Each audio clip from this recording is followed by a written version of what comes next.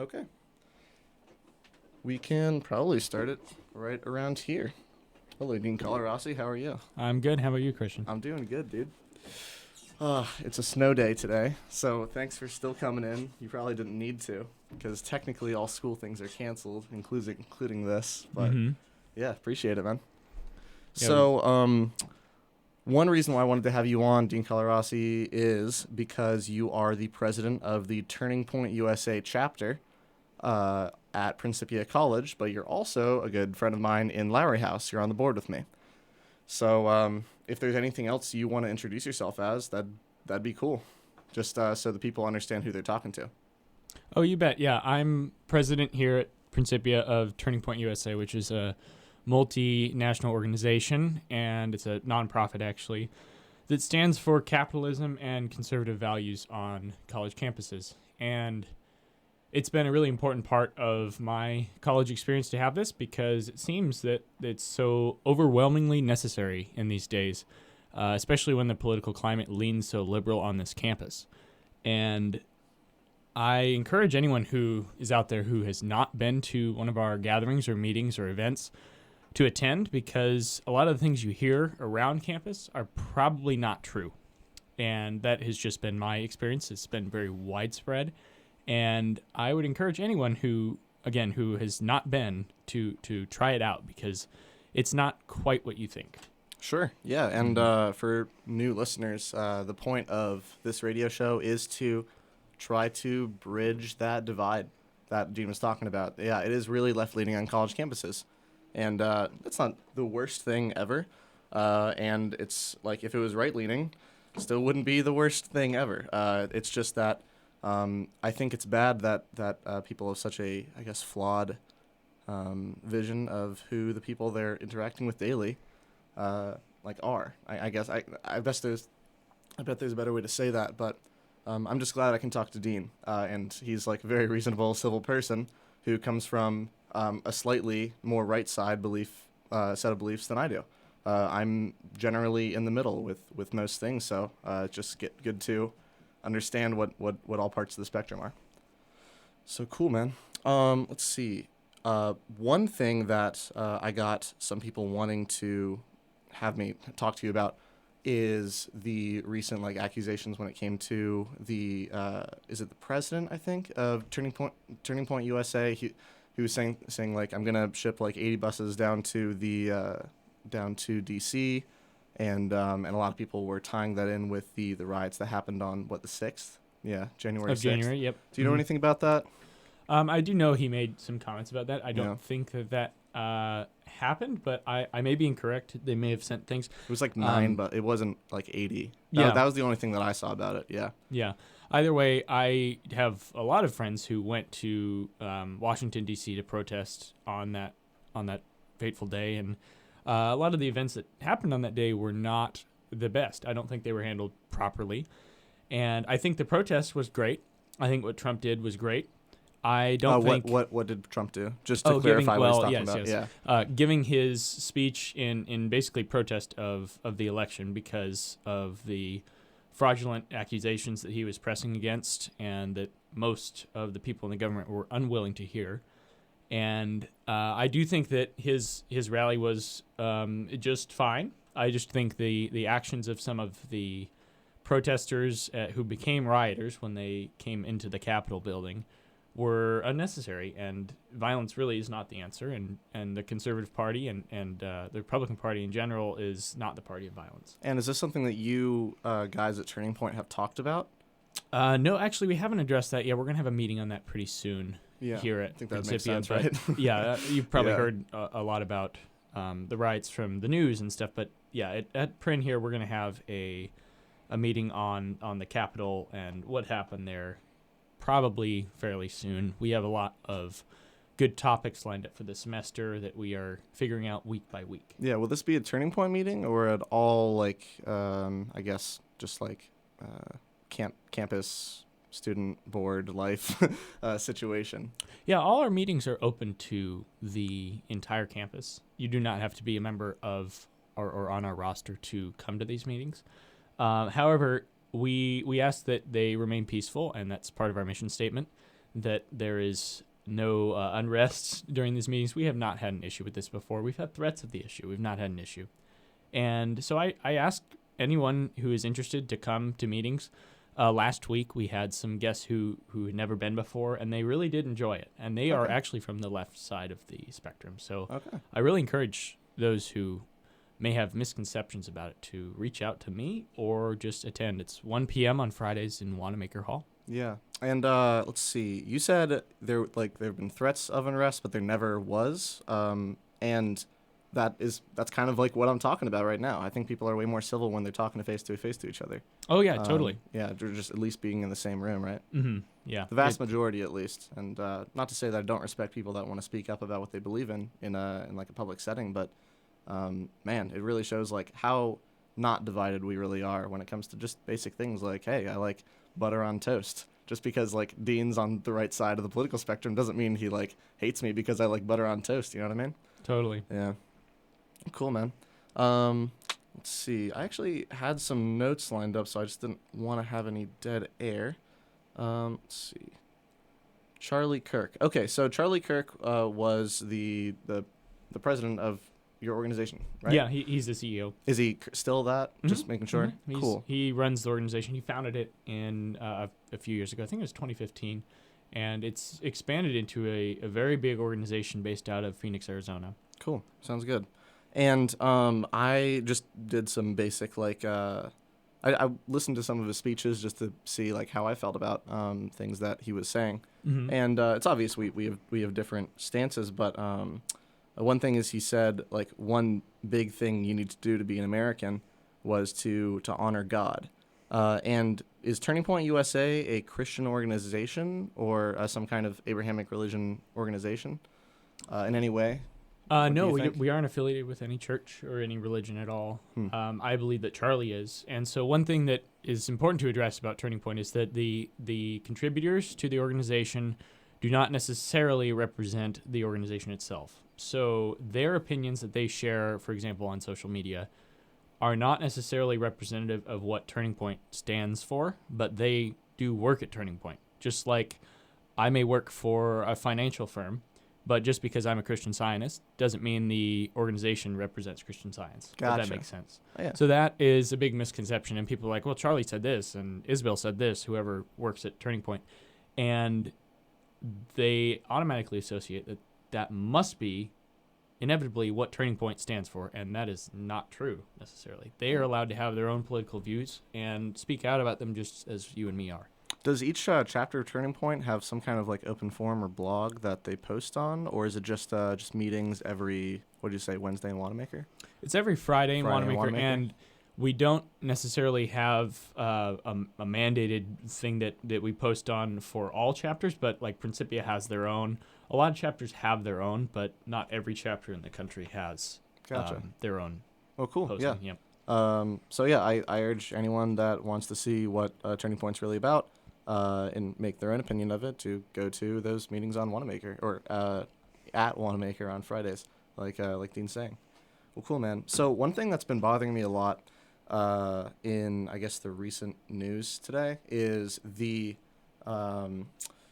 or that I want to get your opinion on before I state my own, is how Facebook or Twitter, which might be the same thing right now, and mostly that platform, YouTube as well, things associated with Google, they have they have complete power to take people off their platform if they violate the rules of the platform.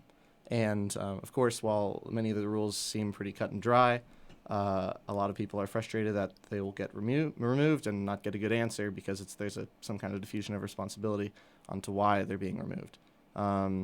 And so do you think there's a difference between having a social media platform, these days especially, and having the right to free speech? Because you don't have free speech in the same way anymore.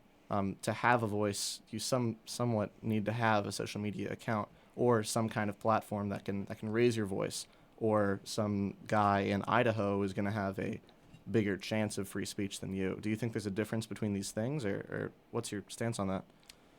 Well, you don't have a voice if they choose to censor you. And that has been the experience of a lot of friends of mine that I've seen and people I support politically, that they don't have a voice just because their opinion's different. And that's wrong. How many of your friends?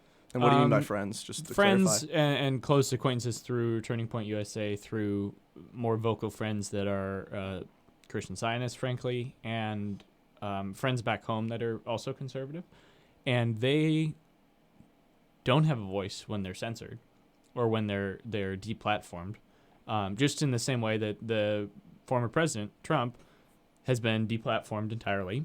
And some may say, oh, that's for good cause. But is censorship ever for good cause? And that's a question I think a lot of people need to weigh in their own mind. Is that okay? Is he not back on Twitter yet? I don't know. Okay. I'm not on Twitter either. It's weird that not a lot of Principians are on Twitter, really. Yeah, I got rid of Twitter after that. Yeah, I have my buddy Boone on Twitter, and that's like pretty much the extent of it. I'm not on pretty much any social media, so social media that I get will be on the news that I read, or friends or memes that my friends sent me. Yeah. I got rid of my Instagram as well, so I don't really use that at all anymore, and for good reason, I think. And not the worst thing, then. Yeah, I have Facebook. I very rarely use that too, so it's I don't agree with the way they handle things, and frankly, the companies have made themselves into something great as publicly traded organizations, but I do think that they need to be in some way regulated because of their influence on the election. I mean, they put Joe Biden in office. It wasn't the voters. It was indirectly the social media organizations and the big tech that put him in office. Okay. And that actually brings me to another point, which is I recently saw a poll done by, it was like NPR and PBS, I think, radio. But it was that 95% of people who consider themselves Democrats agree with the election turnouts, and I think it's like 24% agree, or of Republicans who agree with the election turnouts. Are you or your peers at Turning Point USA, do you disagree with the turnouts, or do you, like, what's your stance on that? I do think that there were a lot of shady things going on in the past election. I think that there was a lot of fraud, and I think it's like when it comes to voting fraud? When it comes to voting. Okay. When it comes to voting. I think it's interesting that the opposition, the Democrats, for example, most of them did not want to audit the election results. Most of them, even some Republicans, did not want to audit the election results. And well, that would be natural, right? It's a competitive thing. Right. Well, and of course. It's dishonest. But you would think that, well, if everything was so fair, as they say, well, this is the most fair election in history, why wouldn't you want an audit? Why wouldn't you prove it? And there are a lot of Democrats out there, a lot of people that are election officials. What's that? Do you have any names by any chance? I don't right now. I could look them up for you. Yeah, we can always have a second run at this, by the way, because that's my big thing. Like, if there's something you can't remember during a podcast, I totally want to get that information eventually. I'll look it up now, and I'll get back to you. Sure, sounds good, man. Yeah, it's interesting because there were Democrats out there who have said things like that, and they say it's the most safe election in history, but prove it. Like that to me, it's prove it, because Donald Trump was saying from the whole time in his campaign that the election was going to be fraudulent, and then never before in our history have we had so many accusations of fraud going into an election. I don't remember that, not even the first time he ran, not even against Hillary. Yeah, I think this was also a time, though, when it's going to be hard to make either side happy depending on the results, right? And also, totally. when you say prove it, I understand your sentiment. How would you go about proving it? Well, I think that some of these states that were called into question needed to be more open to auditing their results. And also, let's talk about the change of some of them did, okay. and some didn't. Really? And yeah. Do you know which ones didn't? I do not believe that. I don't believe Michigan did. I don't think Arizona. I think Arizona were those close. Were those close states? Yeah, those were some of the swing states. And they didn't recheck, or well, what does audit mean in your idea? What Senator Ted Cruz suggested was that there be a 10-day election audit, and this was on January 6th. 10-day election audit to postpone the official counting of the Electoral College votes and audit the results of the election. And I think that would have been necessary, especially with all these accusations out there. You would at least want to prove that what happened is fair and true. Make sure you're talking into this, by the way. Oh, yeah, you bet. Mm-hmm. And there is so much shadiness that no one really knows about and a lot of people refuse to see. And do you know about forces at work? I know that it exists. Okay. You just know that there's a lot of shadiness that happens within presidential administrations. I even think there's shady stuff that went on under the Trump administration. But and likewise Obama was much worse, much less transparent. And we're seeing the same reflection from Joe Biden right now and his administration in the White House because they won't answer questions.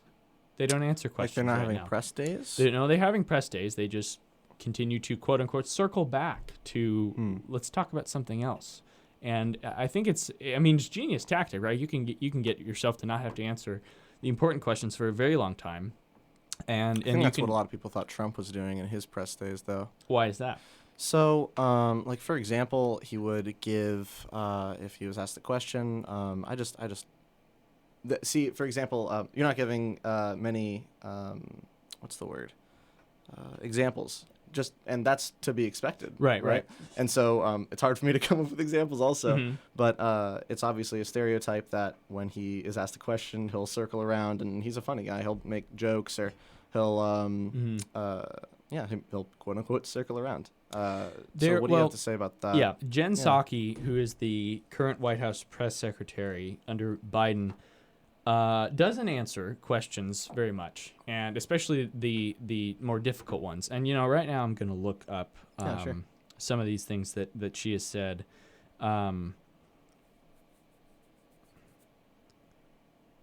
Because if you want to avoid a question, you can very easily. You don't have to answer, and like they don't have a requirement that they have to answer to the press. How do you spell Jen Psaki, just so people home can so look it Jen, up? Jen, and her last name is Psaki.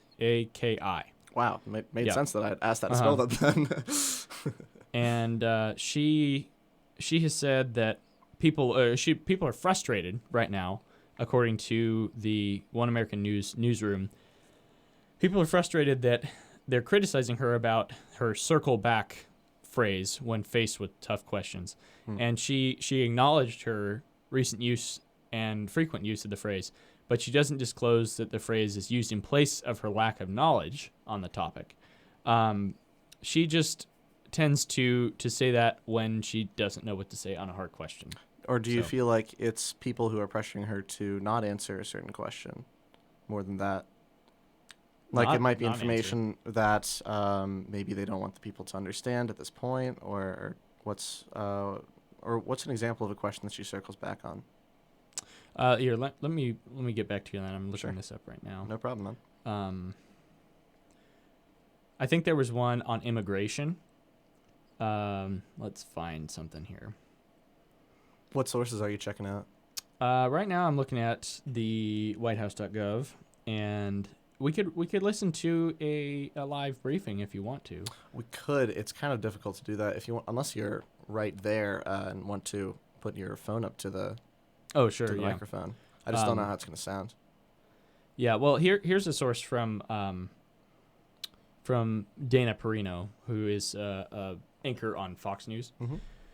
She said regarding the circle back quip that Jen Psaki always uses, she said, I'll never criticize any press secretary for their style. It's a really hard job, and believe me, I don't know what my thing was, but her circle back was like I'll get back to you on that.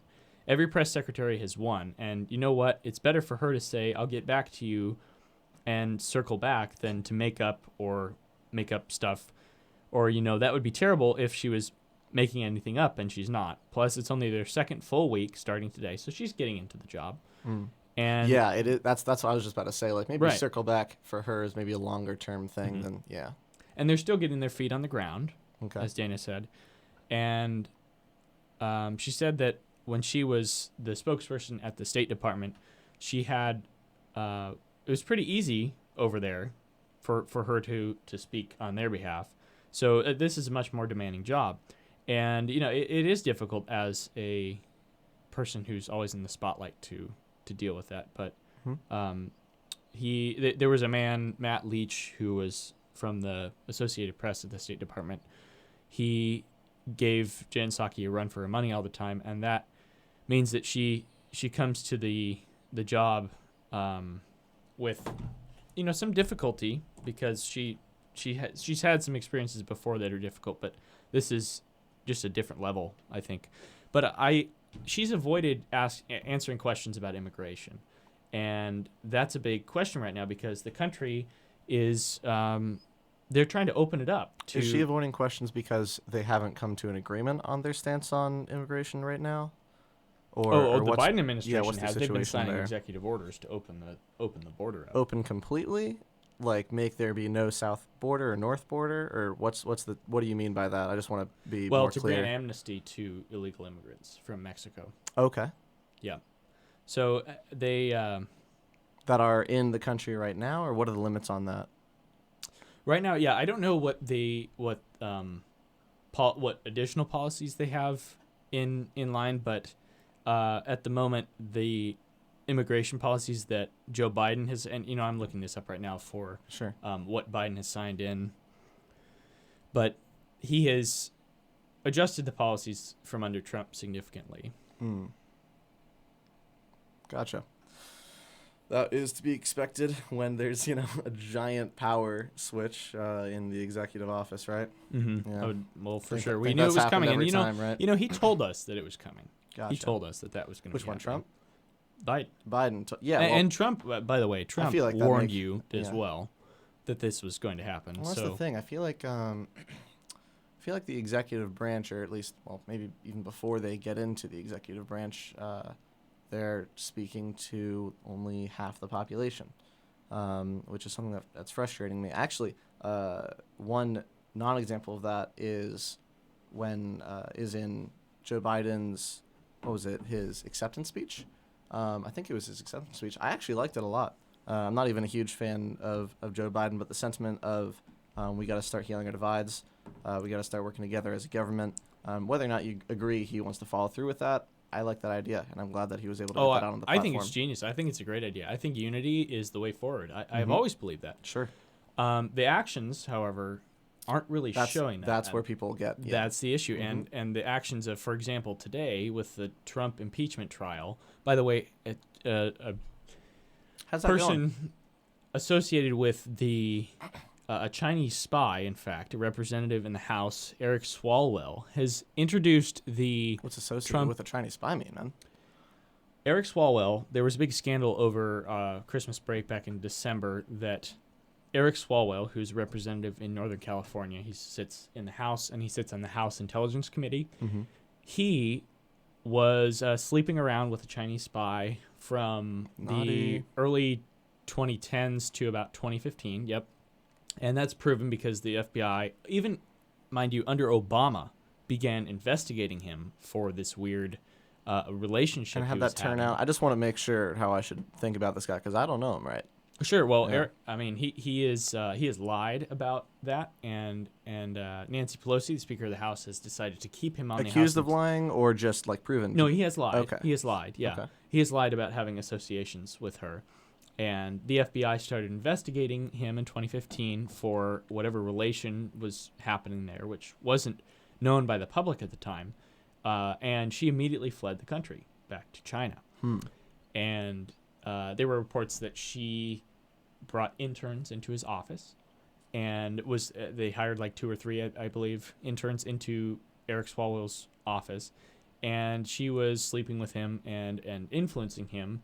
And possibly, and according to investigations, was taking information that he had from the U.S. and giving it to China. And she fled for... Sounds like something you could get a big sentence for. Yeah, is there any details of and his trial on that? Well, the House, frankly, I believe, because they are controlled by Democrats at the moment, have not wanted to investigate this, and the GOP There was hasn't been an pushing. investigation? There's not been an investigation. You said or Obama a was trial. investigating? There was an FBI investigation. Okay. There's not been an investigation by the House to further pursue this since 2015, and Eric Swalwell since then has been placed back on and not, I should say, not removed from the House Intelligence Committee. And the House Intelligence Committee is what handles some very classified information. I bet they're talking behind his back all the time. Like, God, why do we have this guy on the committee with us? Right. Well, they certainly aren't saying that. The Democrats are not saying that out loud because they, Nancy Pelosi even endorsed him as a trustworthy member of this committee, and that is not true. I do not believe. And the fact that, again, that they... It's a little funky. Yeah, right. I mean, if you took the same standard for anyone else in the government, for example, Brett Kavanaugh and the sexual assault allegations before his induction into the Supreme Court, if you took that same stance that the Democrats took against him at that time, then we would be having a full trial for Eric Swalwell and finding out what's actually going on. Yeah, I'll have to check that out after the show. It's interesting. But the fact that there's just utter denial. What were you going to say about Eric Swalwell before I cut you off about that? Oh, well, anyway, he's infiltrated by a Chinese spy. Okay. Yeah. Gotcha. Woo! Good stuff, man. Do you think there's a solution for a two-party system, or do you think that making 3 parties or 4 parties would be better for the U.S.? I think that both parties have their flaws. Yeah. I certainly don't stand for everything the Republicans stand for, and I don't stand for everything the Democrats stand for. I stand for some of the things the Democrats stand for. Like what? Some of the things... I just want to heal the divide. I want to make sure people understand course. that not everyone that's on the right side is crazy. Well, and vice versa. I think that within the Democrat Party, there are a lot of people that are wanting unity and more, frankly, love in the world. Mm-hmm. And I think there are good ways to go about that. I also believe, I'll say this, with regard to climate and the changing climate that they talk about, I believe there are good ways to be stewards of the environment. And I frankly consider myself a steward in the environment because I do what I can to save the earth and to preserve our oceans, for example. I'm a big fisherman and I love boating.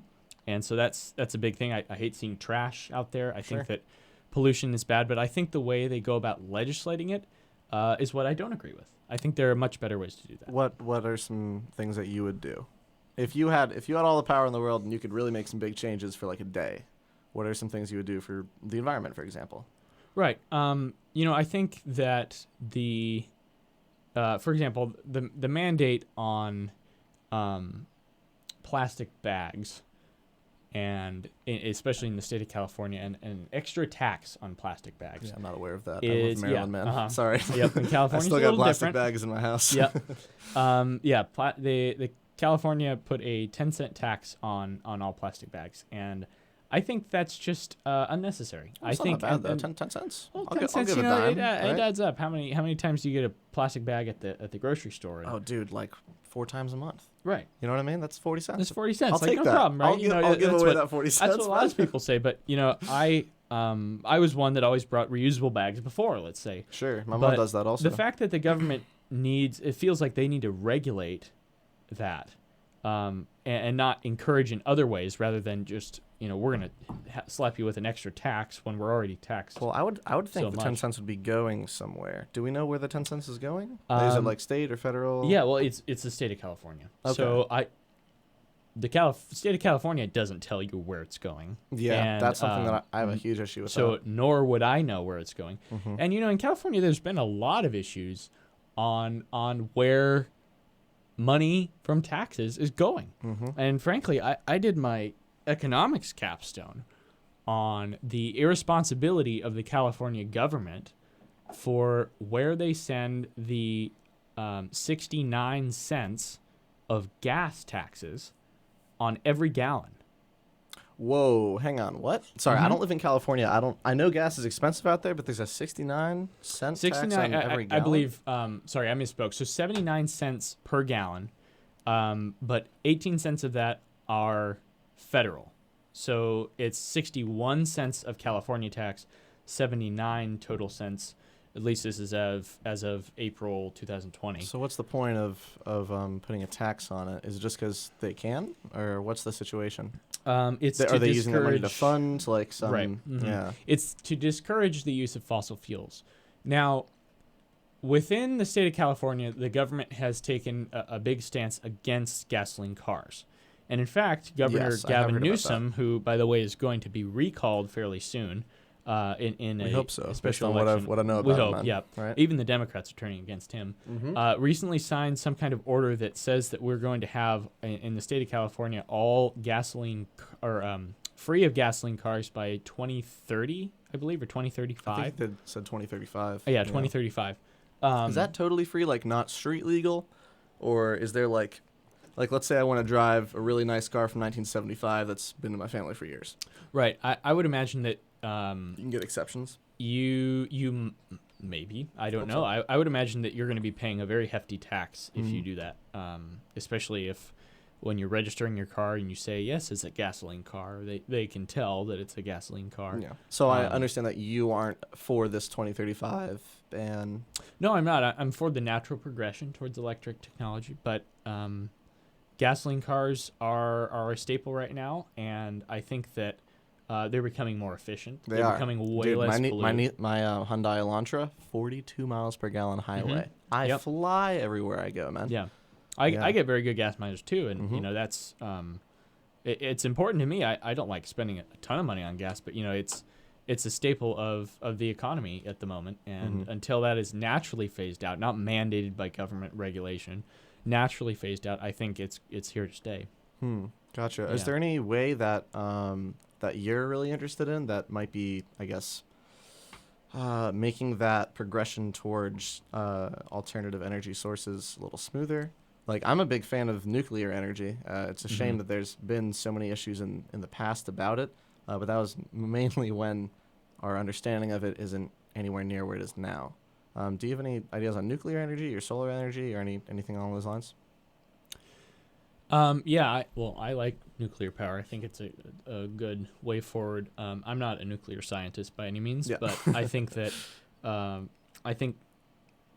the self-sustaining nature of it is a good idea. Wind and solar, frankly, are not up to the standard of fueling this country. Yeah, gotcha. And they're not because, how would you like to have the whole Great Plains covered in windmills? There's already parts of it, and frankly, where I live in California, if you go out to Palm Springs, there's so many windmills, and it's cool. It's kind of a landmark there because it's so rare, but you don't want your whole landscape covered in that. And that's what they're proposing. That's what like wind farms are. They're covering the landscape in these things. And if people could say a poll on that, maybe that would be kind of cool. Right. And also the environmental impact of one of those, and to make it the cost to decommission it, because they have only a lifespan of about 20 to 30 years. Oh, really? It is crazy, and it also can you replace the parts? Sorry to interrupt you. But no, there's lifespans of these parts, and the biggest part of it is the part that you don't see. It's underground. Obviously, you could haul away at an immense cost. You could haul away the blades, and the pole and everything above ground that you see. But in order to get what's underground, which is where the power is stored out, and that has a very bad impact on the environment, it costs a lot of money. I saw upwards of millions of dollars per windmill, and not to mention replacement cost is crazy as well. I don't know if you've ever seen on the freeway when these trucks are bringing in the windmill blades. They're massive. Yeah, sorry, we don't have windmills in Maryland, dog. Right. I've seen the ones in Kansas, though. Yeah, Kansas. Yeah. Same idea. They're huge. Yeah. I think they look awesome, to be honest. It might be because I'm not used to it, but there's these like 50-foot tall, or maybe more than that, honestly. 50-foot tall is a little short for a windmill. Right. But just gigantic things just spinning around at like a super slow rate, but you know how much energy they're producing. But yeah, let's see. What was I gonna say? Oh yeah. So what's your thought on maybe keeping the tax in California for the even though it's like huge on gas, and making sure we're getting that money to research for alternative energy, because that's the way it naturally progresses, right? Now, yeah, I don't think it. I don't think it should. Are you be just for regulated. transparency, or are you against the idea altogether? I am for transparency, and I am against the volume of the idea. So I do believe that it's necessary to have a small tax on gasoline for roads. Frankly, I think that for maintenance and things, because we all like good roads. We like a smooth ride, right? Don't go The to amount, Pennsylvania. right? Dude, Exactly. those roads are terrible. A lot of the eastern states are, but how are the roads in Maryland? Not too bad, man. I live in an area where, even though it's rural, there's enough population so that we get some funding there. I'm also not too far from Annapolis and in Washington. Well, probably like, I want to say like 50 some odd miles, maybe a little more than that from each of those cities. So I'm sure the funding comes on through to us. So Maryland's a kind of a small state, depending on or based on how many people are in it. Pennsylvania's issue is there's not a lot of people in it compared to how big it is. You ever driven across Pennsylvania? I've not. Dude, don't do it. It's the worst. I fly. I don't drive. Yeah, makes sense. There. Yeah. For California, the main issue is that they're not transparent about where that money goes. Yeah. So, for example, there was in 2018 a hike of gas prices over the summer, and that was as a result of an election vote. Actually, sorry, 2019 there was a hike in gas prices as a result of a vote in the 2018 midterm elections on a proposition in California. It was only for California voters that basically asked to raise the tax on gasoline even more. For just California. For California only. Yep. Yeah. Even more than it already was, and I believe the phase in of the tax increase was over a year or two. So in 2019 summer, that's when the first hike came in. I believe that was about 10 cents up per gallon. And the issue is that, and this has gone in the past too when they've done previous tax hikes, they aren't transparent about where that money goes. And what I mean by that is that the state of California has a thing called the general fund, which is a fund that goes to just about anything from salaries of government workers, it could be teachers, it could be politicians, to paying for government programs that fail, to DMVs, to literally anything. It's the general fund. It's general usage. What was happening with the original tax money coming in is that the government was taking that money and putting it in the general fund, where there's no accountability to where it actually goes. And what they would tell the voters, and on the ballot actually, it was written as this is it eliminates certain road repair. So they reverse wrote the proposition on the ballot. So it said eliminates certain road repair initiatives in the state of California. And that was the first thing you saw. So instead of like adds a tax to your basically to your checkbook, it eliminates road repair. And then down at the bottom it said, oh, by the way, we're increasing a tax. So it was reverse written, and so the voter would see like, oh, I don't want to eliminate road repair. I want the roads to be good, right? And that's the natural reaction. Well, it was written that way on purpose so that people would see it and bubble that in as a yes and pass that law. And then they were taking the money and allocating it to the general fund, which does not go towards road repair like they told everyone it was. So there was another proposition brought in, I believe, after the original vote on that proposition that was called the Road Repair Accountability Act. And the Road Repair Accountability Act was stating that the money from that tax indeed needed to go to road maintenance and road repair. And I have, in my capstone, I did all kinds of graphs on this. And do you know when you're presenting diagrams. that? Because I'd be down to check it out. I presented it last spring. Oh, Yeah. man, Yeah. dude. I'm sorry. Wait, do people do capstones that early? Wow. A junior Do you year. have like a double major? Or? Yeah, I do. I'm Okay. econ and business. Yeah, same here, man. Uh-huh. Same here.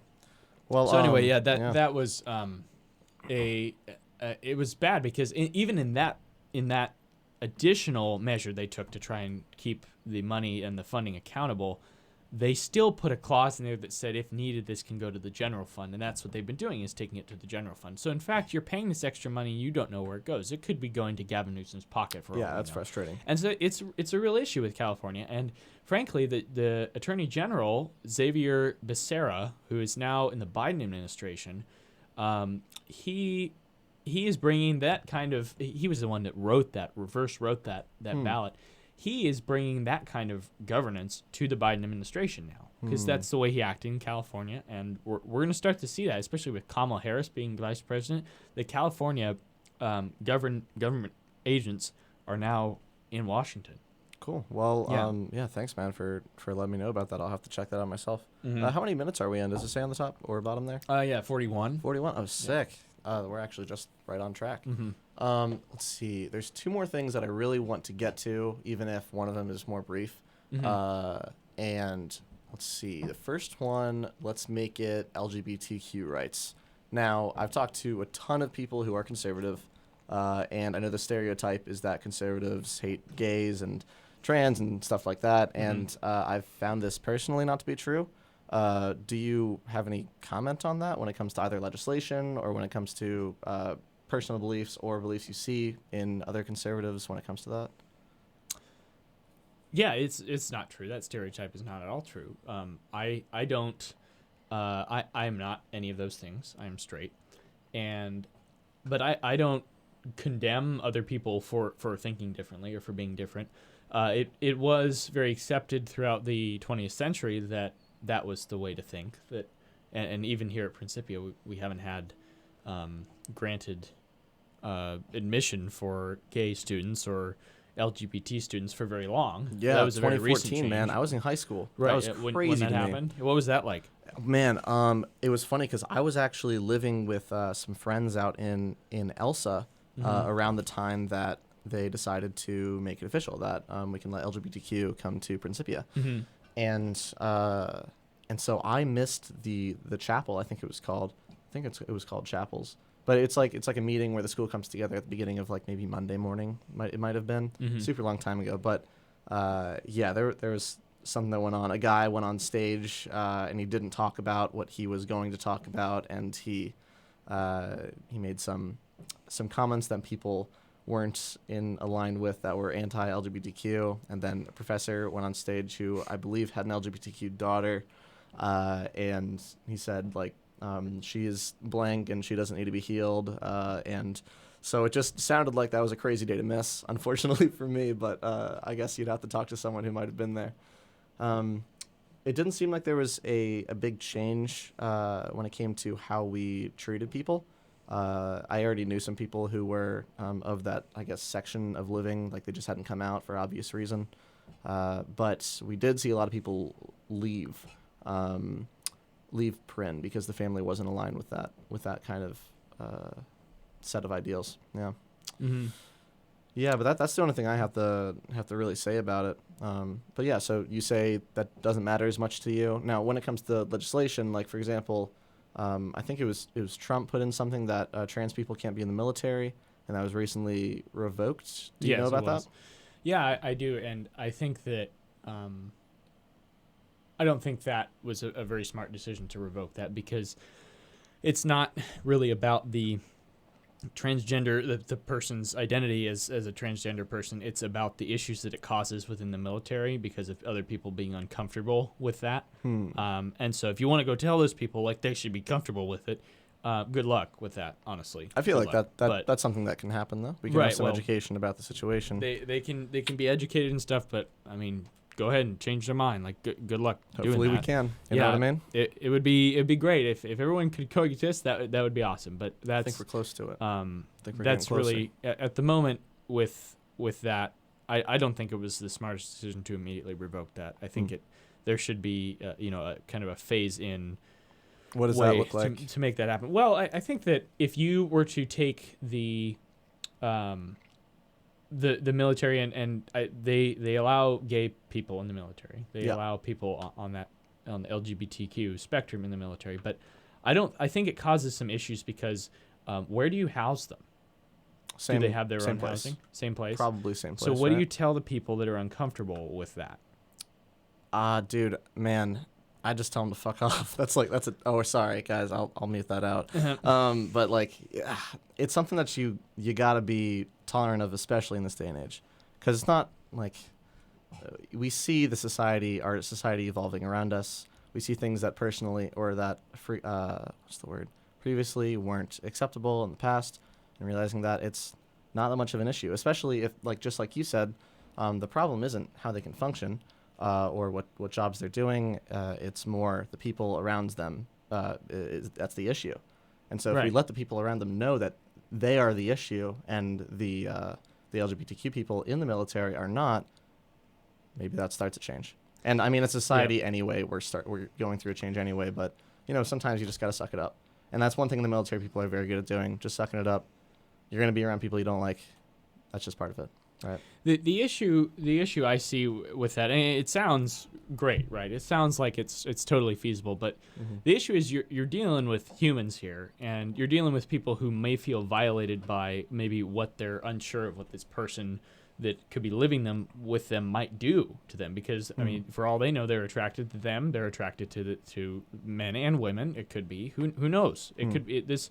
It seems like an issue with like lack of experience around those kind of people. What do you mean by that? So, for example, I've slept in many rooms with someone that's gay, and I've never, for a single time, thought that they'd do something that I wouldn't enjoy. And I think that over time, once you get practice being in that kind of situation, you'll start to understand, okay, not every gay person is a rapist. A very small percentage of them are. Right, like I know every that, other but person, right? do you think it's good to force that on someone, or do you think it's good to have them do that at their own free will? I think that it makes sense for, if anything, them to be separated from someone else that they don't agree with being in their squadron or platoon. But I've been in a small section of I guess it would be of the military. I was in the auxiliary of the U.S. Air Force. Okay. And if we ever had a situation like that, there would be a separation. But if there would ever be a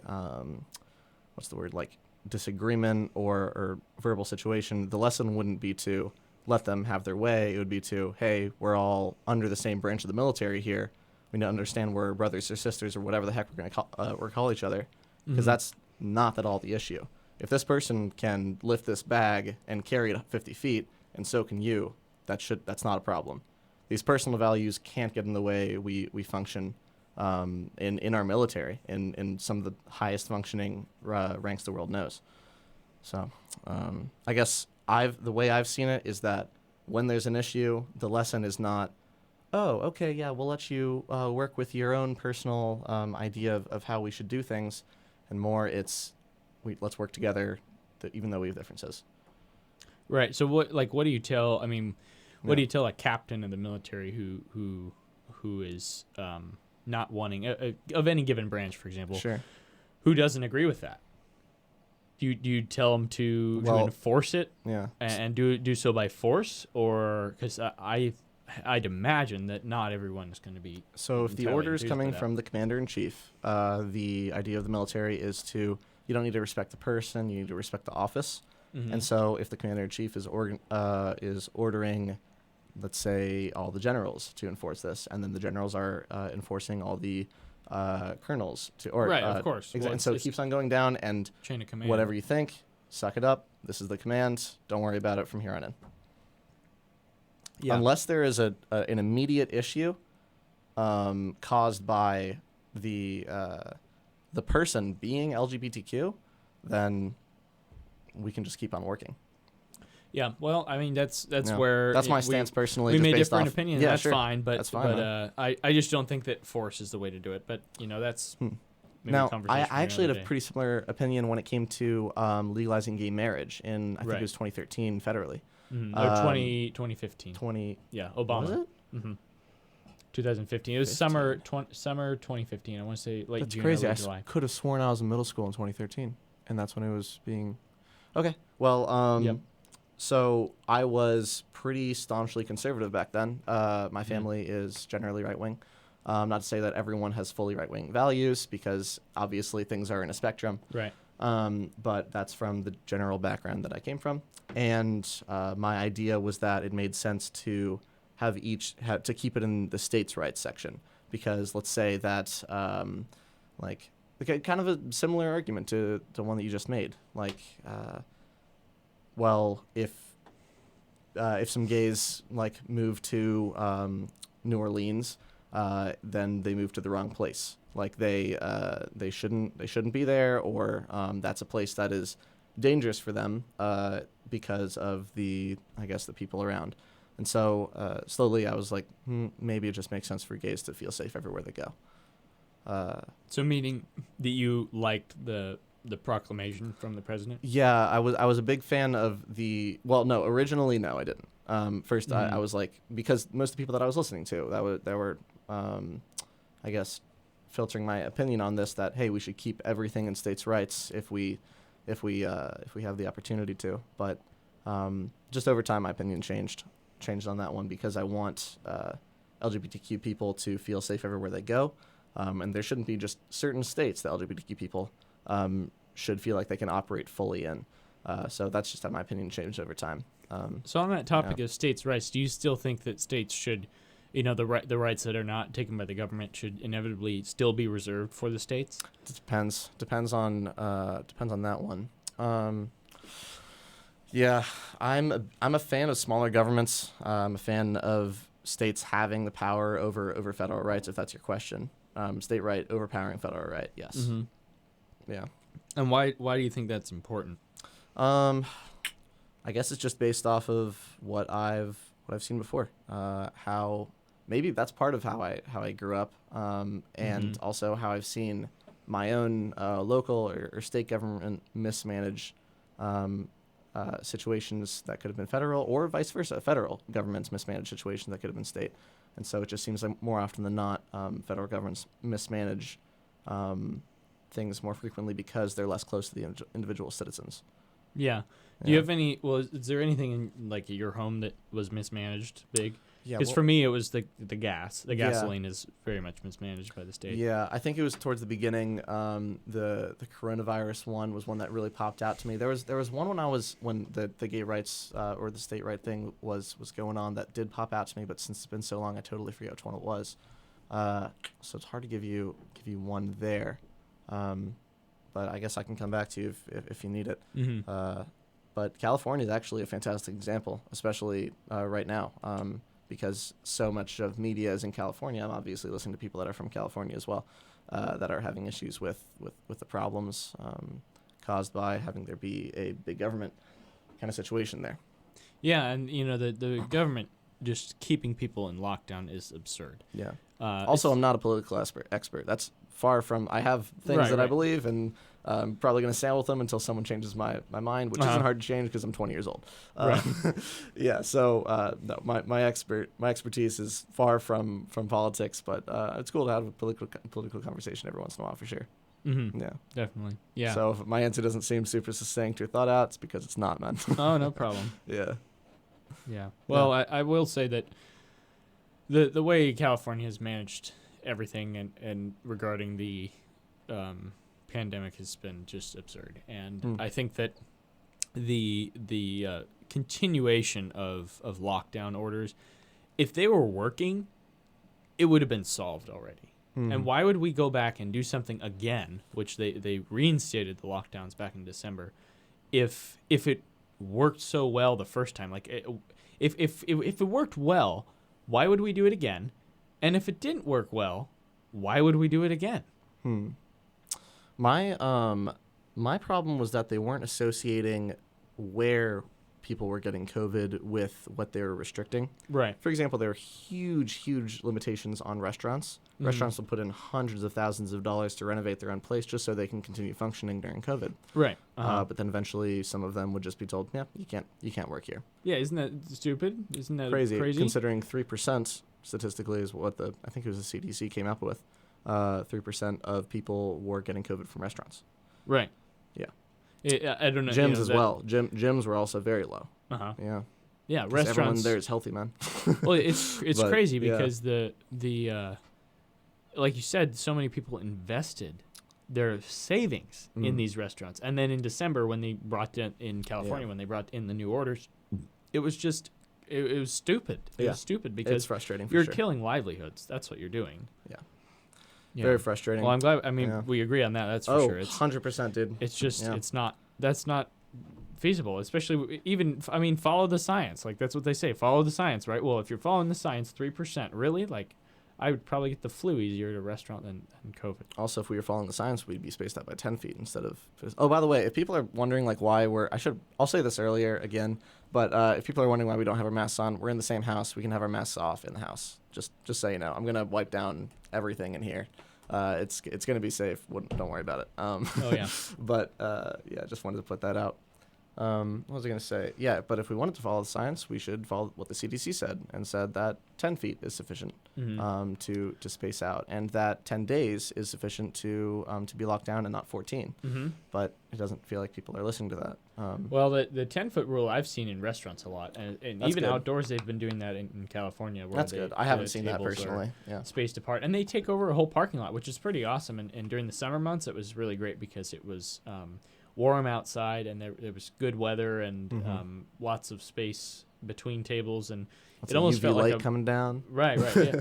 Well, it was nice, and they even kept it through the winter as the weather's been pretty good there. But sure, it's good that people are investing in that. They shouldn't have to, but according to the restrictions, they got to keep their business running, right? Yeah, man. Yeah. Let's see. The other thing that I wanted to talk to you about before we wrap up. How many more minutes we got? Oh, we got about 3 minutes. 3 minutes. Yeah. Real quick rundown. Thoughts on gun rights? Oh yeah. We can also let this go a little longer. I'll make this. I'll make it quick, but plug for our meeting on Friday for Turning Point USA. Everyone is welcome. Again, everyone is welcome. It's in Wanamaker at 1 p.m. and we invite you to come discuss the Second Amendment with us. It's funny you asked that last because we planned this about a week and a half ago. No, that's great. That's great. I love it. We can go a little longer if you want, by the way. No problem. Yeah. I should be quick, but guns are necessary. Guns are absolutely necessary, and to what? Because to do what? For defense.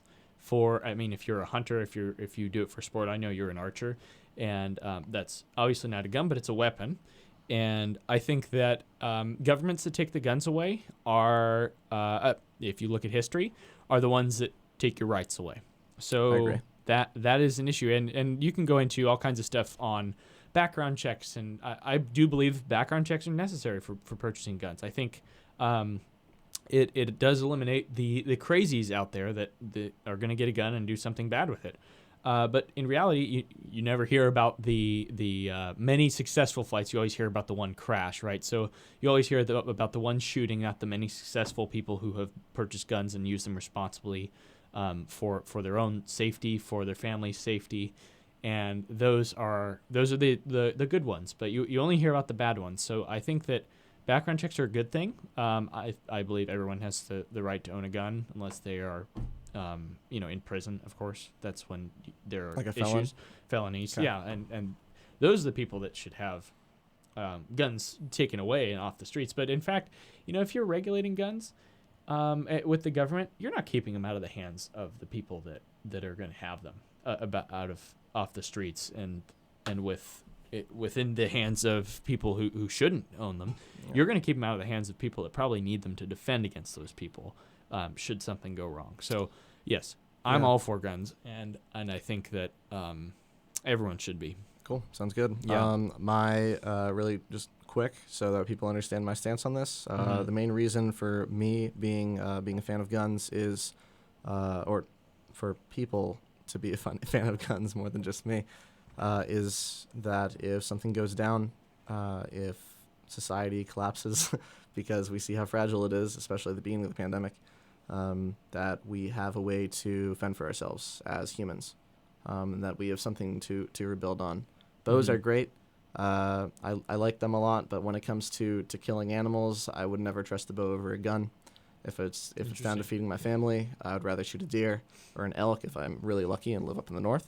And yeah, I trust a gun 100% of the time because those things can kill something if you're really good from a mile, and a bow can do it from maybe 50 yards. So it's mostly just I want to be as independent as I can from any governmental structure. And if that goes away, I want to still be independent. Yeah.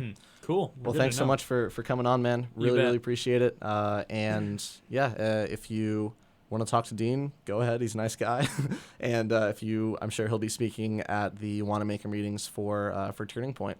Thanks for coming on, man. Really appreciate it. Thank you so much. Good conversation. All right. Peace, man.